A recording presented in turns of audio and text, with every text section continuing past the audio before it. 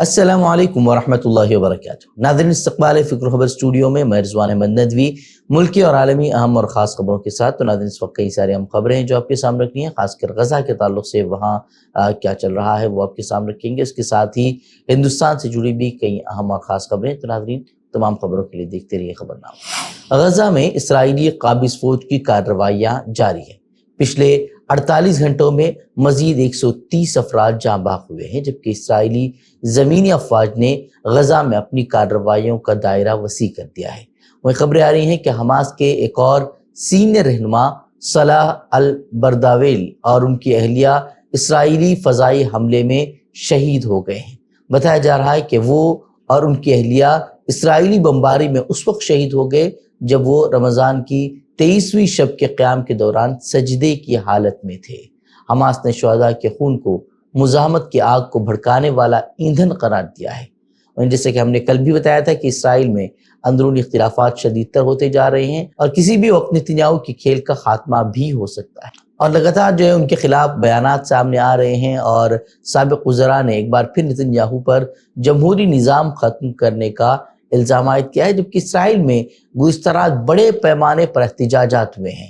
کل رات ہزاروں کی تعداد میں لوگ سڑکوں پر اترے اور حکومت کے خلاف اپنا احتجاج درج کروایا۔ ان کا مطالبہ تھا کہ حکومت جلد سے جلد معاہدے تک پہنچے اور یہ یرغمالیوں کی رہائی کو ممکن بنائے، لیکن اور ساتھ ہی انہوں نے نتنیاہو کے خلاف بھی مظاہرہ کیا اور مطالبہ کیا کہ نتنیاہو کو فوراً اقتدار سے بے دخل کیا جانا چاہیے، انہیں اپنا اقتدار چھوڑنا چاہیے۔ اس طرح کا مطالبہ ان کی طرف سے کیا گیا۔ اور ٹائمز آف اسرائیل نے رپورٹ کیا ہے کہ اسرائیل کی سیکیورٹی کابینہ نے اسرائیل کے وزیر دفاع کی طرف سے وزارت دفاع میں ایک نئی انتظامیہ کے قیام کی تجویز کو منظوری دے دی ہے، جس کا کام فلسطینیوں کو رضاکارانہ طور پر غزہ کی پٹی سے نکلنے کے قابل بنانا ہے۔ بیان میں وزارت دفاع نے دعویٰ کیا ہے کہ یہ اقدام اسرائیلی اور بین الاقوامی قوانین کے تابع اور امریکی صدر ڈونلڈ ٹرمپ کے ویژن کے مطابق ہے۔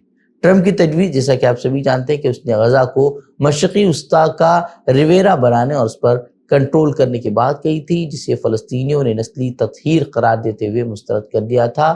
بلکہ کہا جائے تو غلط نہیں ہوگا کہ تمام عرب ممالک ہوں یا دوسرے بھی ممالک ہوں، ان سبھی نے جو ہے ٹرمپ کے اس خیال کو مسترد کر دیا ہے۔ وہ یمن سے ایک بار پھر اسرائیل میں میزائل داغے گئے ہیں، حالانکہ یہ میزائل اپنے ہدف تک پہنچنے میں ناکام رہے۔ یمنی میزائلوں کی وجہ سے کئی اسرائیلی علاقوں میں سائرن کی آواز بجنے کے ساتھ ہی شہری جو ہے بنکروں میں چھپنے کو مجبور ہو گئے۔ وہ یمن کی جانب سے معمولی میزائل بھیجے جانے کے بعد امریکہ نے یمن پر بم برسائے ہیں، جن میں کئی شہری شہید ہوئے ہیں، جبکہ روز غزہ میں بموں سے معصوموں کا قتل عام جاری ہے۔ اس کے باوجود امریکہ اسرائیل کے غلامی میں جو ہے وہ لگا ہوا ہے۔ وہیں لبنان میں بھی اسرائیل نے فضائی حملہ کیا ہے۔ یہ حملہ ایسے وقت میں کیا گیا جب کل اسرائیل نے حزب اللہ کو اسرائیل پر میزائل داغنے کا ذمہ دار ٹھہرایا تھا۔ کل آپ کو معلوم ہونا چاہیے کہ 5 میزائل لبنان سے اسرائیل کی طرف بھیجے گئے تھے، حالانکہ 3 میزائل کو فضا میں ہی روک دیا گیا تھا۔ حالانکہ جو حزب اللہ ہے اس نے ان الزامات کو مسترد کر دیا ہے کہ وہ اس کا ذمہ دار ہے، جبکہ لبنان پر جو آج اسرائیلی حملہ ہوا ہے اس میں 5 لبنانی شہید ہوئے ہیں اور 8 زخمی ہوئے ہیں۔ ایک طرف غزہ میں اسرائیل خون کی ہولی کھیل رہا ہے، اسے کوئی روک نہیں پا رہا، تو دوسری طرف اسرائیل کے پیادے فلسطینی اتھارٹی کے صدر محمود عباس، جو کہ مقبوضہ مغربی کنارے پر حکمراں ہیں، وہاں کے حکمراں ہیں، وہ جو فلسطینیوں کی وہاں حفاظت نہیں کر پا رہے، اس نے حماس سے مطالبہ کیا ہے کہ وہ غزہ کی پٹی میں فلسطینیوں کے وجود کے تحفظ کے لیے اقتدار چھوڑ دے۔ اس کے جواب میں حماس نے بھی واضح کیا ہے کہ ہماری غزہ پر حکومت کرنے کی کوئی خواہش نہیں ہے، ہماری ترجیح قومی اتفاق رائے ہے اور ہم اس کے نتائج کے لیے پرعزم ہیں۔ وہیں غزہ کی پٹی میں اسلامی تحریک مزاحمت حماس کے سربراہ خلیل الحیہ کی سربراہی میں حماس کے ایک وفد نے دارالحکومت انقرہ میں ترکیہ کے وزیر خارجہ حاکان فیدان سے ملاقات کی ہے، جہاں غزہ کی تازہ صورتحال پر گفتگو ہوئی ہے، ساتھ ہی جنگ بندی معاہدے کو لے کر بھی بات چیت ہوئی۔ وہ حماس کی قیادت نے ثالث کی طرف سے معاہدے پر واپسی اور دوسرے مرحلے کے مذاکرات شروع کرنے سے انکار پر بھی تبادلہ خیال کیا ہے۔ کوئی مصری لنکس، یعنی کہ جو ایک قسم کی بلی ہوتی ہے مصر کی، وہ سوشل میڈیا پر خوب وائرل ہو رہی ہے۔ اس کی ایک وجہ یہ ہے کہ مصر سرحد کے قریب اس نے متعدد اسرائیلی فوجیوں پر حملہ کر دیا ہے جس سے وہ فوجی ہیں وہ زخمی ہو گئے ہیں۔ حملہ غیر معمولی اور شدید تھا کیونکہ لنکس جو کہ بلی ہے وہ عام طور پر انسانوں پر حملہ نہیں کرتی۔ اس خبر کے وائرل ہونے کے بعد سوشل میڈیا پر اس مصری بلی کی دھوم مچی ہوئی ہے۔ کچھ سوشل میڈیا صارفین اسے قدرت کا انصاف کہہ رہے ہیں تو کچھ کہہ رہے ہیں کہ کیا اب اس بلی کو بھی دہشت گرد قرار دیا جائے گا۔ بتایا جا رہا ہے کہ اسے پھر پکڑ لیا گیا اور پھر اسے وائلڈ لائف میں چھوڑ دیا گیا ہے۔ تو ناظرین ہم بڑھتے ہیں ملکی خبروں کی طرف۔ سپریم کورٹ نے دہلی ہائی کورٹ کے جسٹس یشونت ورما کے گھر کی اندرونی تصاویر جاری کر دی ہے جن میں جلی ہوئی کرنسی کی بوریاں واضح طور پر دیکھی جا سکتی ہیں۔ چیف جسٹس آف انڈیا نے معاملے کی تہہ تک پہنچنے کے لیے 3 رکنی تحقیقاتی کمیٹی تشکیل دے دی ہے جبکہ جسٹس ورما کو عدالتی کام سے روک دیا گیا ہے۔ تحقیقات میں انکشاف ہوا ہے کہ گزشتہ 6 ماہ کے دوران جسٹس ورما کے کال ریکارڈز اور سیکیورٹی تفصیلات اکٹھا کیے جا رہے ہیں۔ حیران کن طور پر جسٹس ورما نے خود کو بے قصور قرار دیتے ہوئے کہا کہ یہ ان کے خلاف ایک سازش ہے۔ بتا دیں کہ کل جب ان کے گھر میں آگ لگی تھی تو اس کے بعد یہ خبر وائرل ہو گئی تھی کہ ان کے گھر سے نقدی برآمد ہوئی ہے۔ حالانکہ اس کے بعد جو فائر ڈپارٹمنٹ کا عملہ تھا اس نے بعد میں یہ کہا تھا کہ ان کے گھر سے کوئی نقدی برآمد نہیں ہوئی، لیکن یہ واضح طور پر کہا جا رہا تھا کہ ان کے گھر سے جو نقدی برآمد ہوئی ہے اس کی تصاویر بھی موجود ہیں، اس کی ویڈیوز بھی موجود ہیں۔ اب اس کے بعد جو ہے سپریم کورٹ نے جو اس کے گھر کے اندرونی تصاویر جاری کی ہے اس میں جلی ہوئی کرنسی کی بوریاں جو ہے وہ واضح طور پر دیکھی جا سکتی ہیں، اور اب یہ معاملہ کہاں تک پہنچے گا، کہاں تک جائے گا، یہ دیکھنے والی بات ہوگی۔ سہارنپور میں بی جے پی یوتھ مورچہ کے نائب صدر نے اپنی ہی بیوی اور 3 بچوں پر اندھادھند فائرنگ کر دی جس سے اس کے 3 بچے جو ہے وہ دم توڑ گئے، جبکہ بیوی شدید زخمی ہے اور اسے اسپتال میں علاج کے لیے بھرتی کرایا گیا ہے۔ واقعے کے بعد مقامی لوگوں نے ملزم کو پکڑ کر زبردست اس کی پٹائی کر دی ہے، جس کے بعد پولیس نے اسے حراست میں لیا ہے۔ پولیس نے واردات میں استعمال ہونے والا اسلحہ برآمد کر لیا ہے اور قتل کی وجوہات کی تحقیقات جاری ہے۔ ابتدائی تحقیقات سے معلوم ہوا ہے کہ اس واردات کو گھر میں ہی انجام دیا گیا۔ پولیس نے وہ اسلحہ بھی برآمد کر لیا ہے جس سے کہ گولی ماری گئی تھی۔ مرکزی وزیر داخلہ امت شاہ نے راجیہ سبھا میں دہشت گردی کے خلاف مودی حکومت کی زیرو ٹالرنس پالیسی پر زور دیا تھا، لیکن کانگریس نے ان کے بیان پر سخت سوالات اٹھا دیے۔ سینئر لیڈر جے رام رمیش نے پوچھا کہ اگر کشمیر میں حالات بہتر ہو چکے ہیں تو اسے مکمل ریاست کا درجہ کب دیا جائے گا۔ کانگریس نے مردم شماری میں تاخیر پر بھی سوال اٹھایا، جس کی عدم موجودگی میں 14 کروڑ لوگوں کو نیشنل فوڈ سیکیورٹی ایکٹ کا فائدہ نہیں مل رہا۔ جے رام رمیش نے امت شاہ کی تقریر کو انتخابی بیان قرار دیتے ہوئے کہا کہ اس میں صرف مغربی بنگال اور تمل ناڈو حکومت کو نشانہ بنایا گیا اور جو سوال پوچھے گئے تھے ان کا کوئی جواب نہیں دیا گیا۔ علاوہ ازیں انہوں نے کہا کہ مہاراشٹر میں فساد ہو رہے ہیں، وہاں پر بھی ڈبل انجن کی حکومت ہے، اس کے بارے میں کچھ نہیں کہا جا رہا۔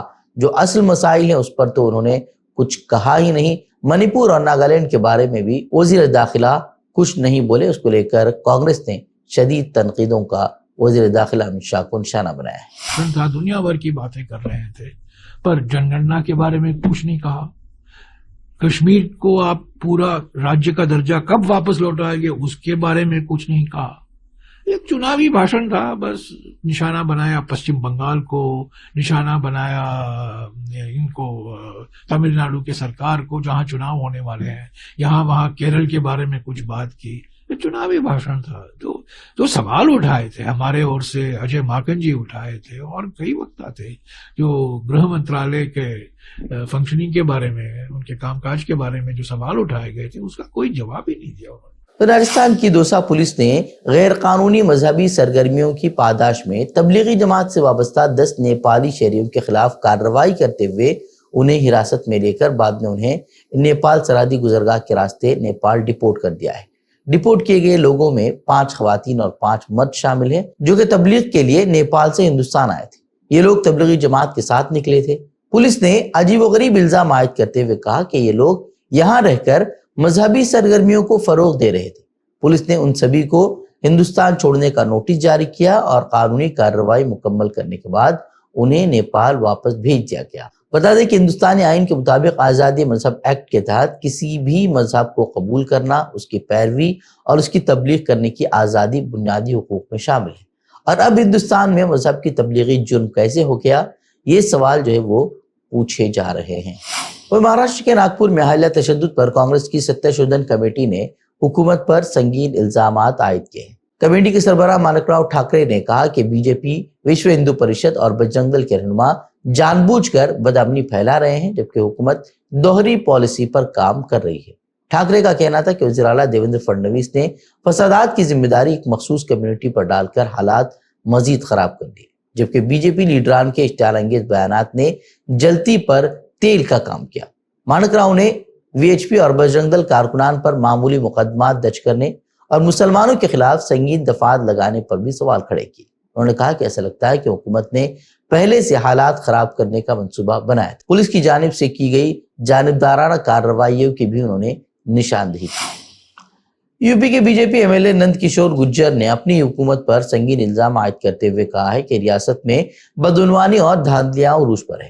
انہوں نے دعویٰ کیا کہ وزیر اعلیٰ یوگی آدتیہ ناتھ پر کالا جادو کر دیا گیا ہے اور بیوروکریسی ریاستی خزانے کو لوٹ رہی ہے۔ نند کشور گجر کا کہنا ہے کہ یو پی میں کوئی رام راج نہیں بلکہ جنگل راج ہے۔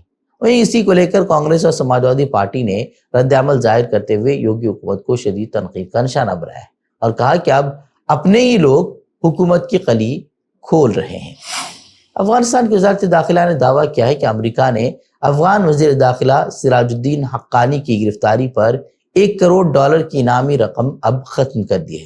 طالبان کی جانب سے یہ دعویٰ ایسے وقت میں سامنے آیا ہے جب گزشتہ دنوں ہی امریکی وفد نے کابل کا دورہ کیا تھا، تاہم امریکی محکمہ خارجہ نے اس پر کوئی رد عمل نہیں دیا ہے۔ واضح ہے کہ سراج الدین حقانی اقوام متحدہ کی جانب سے جاری کردہ دہشت گردوں کی بلیک لسٹ میں موجود ہیں اور امریکی محکمہ خارجہ نے ان کے بارے میں معلومات دینے پر $50 لاکھ اور بعد میں $1 کروڑ انعام کا اعلان کیا تھا۔